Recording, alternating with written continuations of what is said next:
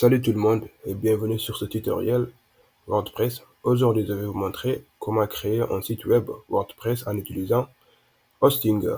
Que vous soyez débutant ou que vous cherchez simplement un hébergement fiable et abordable. Hostinger est un excellent choix. Alors, pourquoi Hostinger? Pour plusieurs raisons. À cause de ses prix abordables, Hostinger offre des tarifs compétitifs qui conviennent à tous les budgets, ce qui est idéal si vous démarrez un nouveau site web.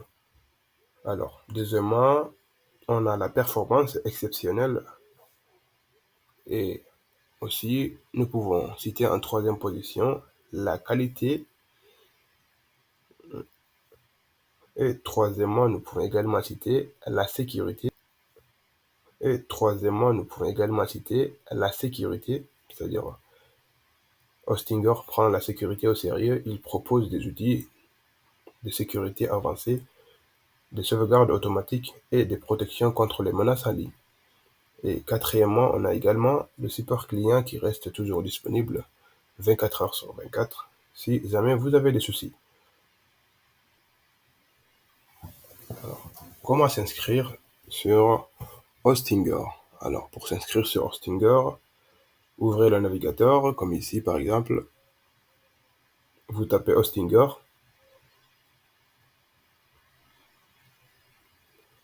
Alors, deuxièmement, vous allez choisir un plan. Sélectionnez un plan d'hébergement qui convient le mieux à vos besoins. Hostinger vous propose une variété d'options pour tout type de site web. Alors, comme vous pouvez le voir également ici le plan, c'est à 2,89 € pour 48 mois. Lisez bien avant de faire des choix. Pour la mensualité, on va essayer de voir ça. Pour ceux qui souhaitent uniquement prendre la mensualité, c'est 11,99 €, qui est également renouvelable. Alors, à vous de choisir. Pour ma part, je vous conseillerais soit de prendre ça ou bien ça. Comme ça, si jamais vous changez d'avis, vous pouvez changer également l'offre. Vous pouvez annuler à tout moment. Alors, si la totalité s'élève à 74 € et ici également 39,48 €. Bien sûr, sur 12 mois.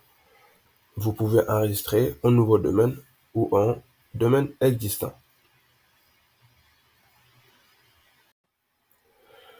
Alors, une fois que vous avez fait votre plan d'hébergement avec, que ce soit mensuel ou annuel, cela dépendra forcément de votre choix et vous allez recevoir, c'est-à-dire une panel, vous allez venir à l'écran d'accueil, bon, soit vous cliquez ici, donc ça c'est l'hébergement que vous avez pour l'instant et pour ma part, j'ai ça comme hébergement. Et étant donné qu'on va travailler avec ça, donc une fois que vous êtes ici, vous pouvez cliquer sur créer ou migrer votre site. Si jamais vous avez un site internet déjà disponible. Je ne veux pas d'expérience personnalisée.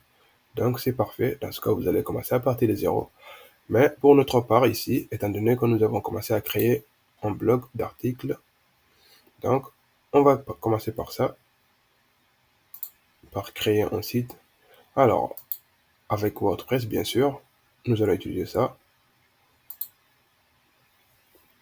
Et sélectionner WordPress. Puis on va sélectionner WordPress, bien sûr, et ainsi de suite. Le mot de passe administrateur, on entre, et puis, et nous allons voir directement notre site qui se présentera dans quelques instants. Alors, étant donné que là, moi j'ai déjà configuré ma part, donc c'est parfait.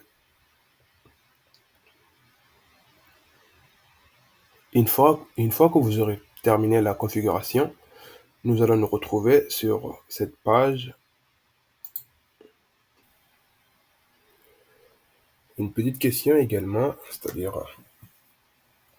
avant de passer à l'étape supérieure, on va d'abord, je vous montre une petite étape, c'est-à-dire une fois que vous aurez tout configuré, bon, vous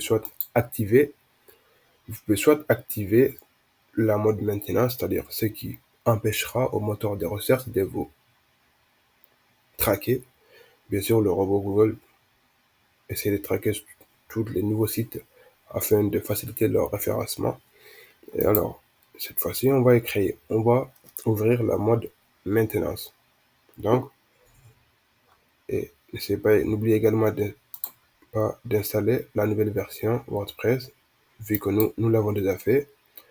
Et on va également, cette fois-ci, passer à l'étape supérieure, qui est le plan de notre site.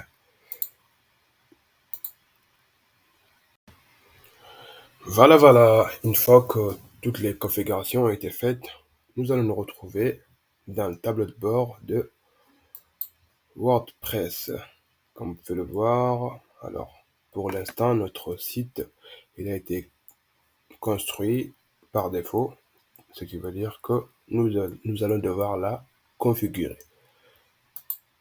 C'est-à-dire apporter notre propre design, modifier quelques pages et ajouter d'autres également.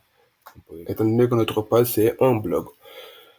Et on va également devoir changer l'apparence, ajouter des thèmes bien sûr, et aussi ajouter quelques extensions afin de faciliter. Je pense pour l'extension, nous allons utiliser Kadence ou également Astra parce que ce sont les extensions pour moi les plus faciles à utiliser bien sûr. Et chaque personne est libre de ce choix, comme vous le savez tous. Donc nous allons passer par l'apparence. Nous allons aller étape par étape afin de faciliter la compréhension de cette création pour notre site bien sûr. Et pour l'instant, nous allons nous arrêter ici et on continuera pour la prochaine fois. Merci et à très bientôt.